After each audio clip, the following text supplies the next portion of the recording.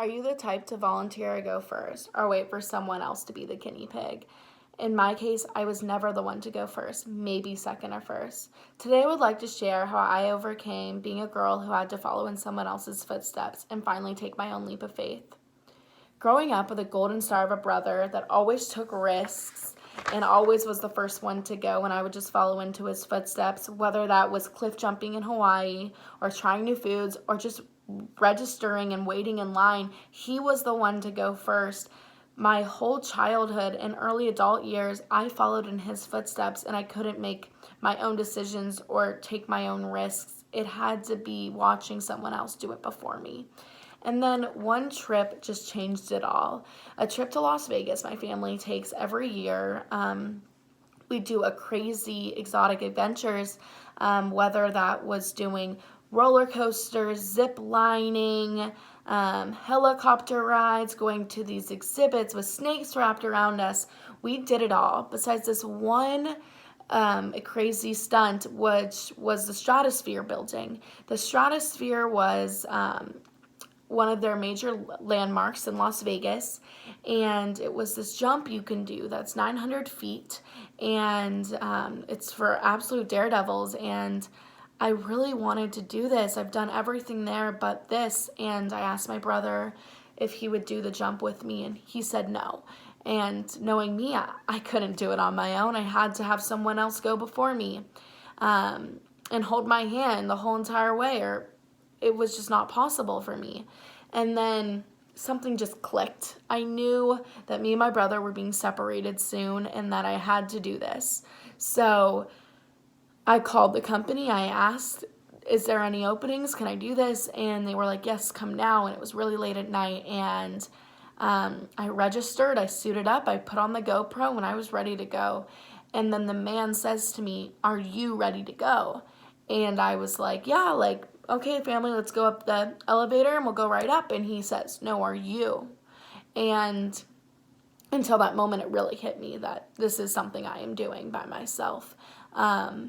And there isn't someone going before me and really holding the hand through this whole journey. And I realized that, and I went up and I walked on this little blue plank, looking at both sides, having this huge drop, and just seeing everyone look like ants and cement at the bottom.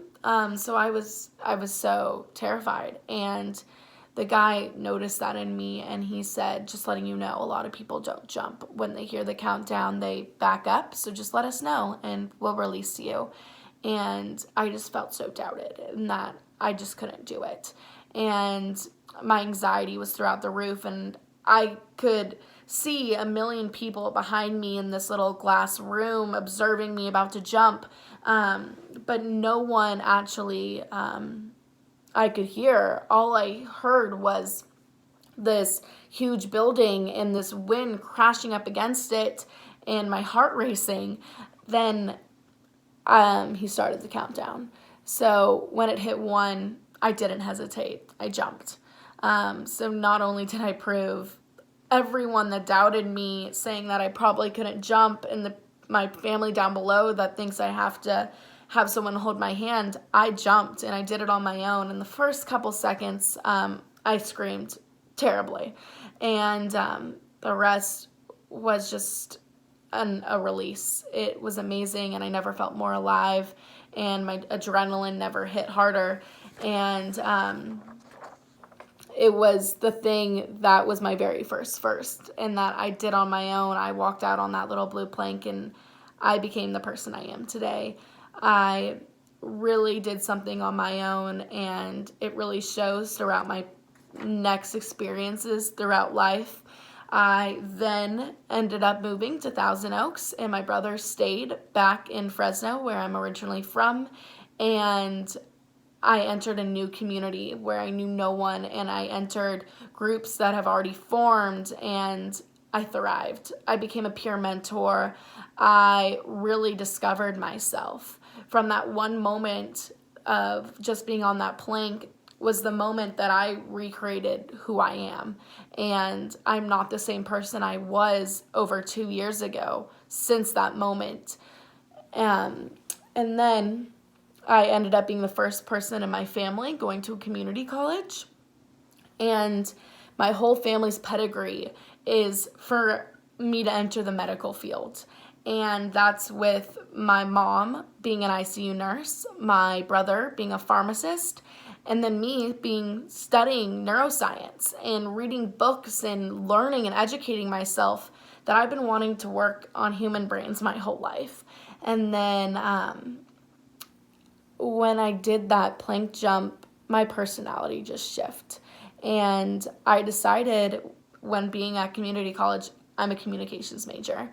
So I've gone through so many cycles of life since that one step and just becoming my own person. So my whole demeanor and whole personality has just changed and thrived since that one moment. From going from Thousand Oaks High School to Moore Park to a communications major, my life has changed, nothing for the better since the walking out on that little itty bitty blue plank. So I can now say I am no longer a follower, and I am that experimental guinea pig that will never miss the opportunity to raise my hand, jump off that dangerous building, or speak up for herself. So just remember, a little leap of faith could really change your whole life.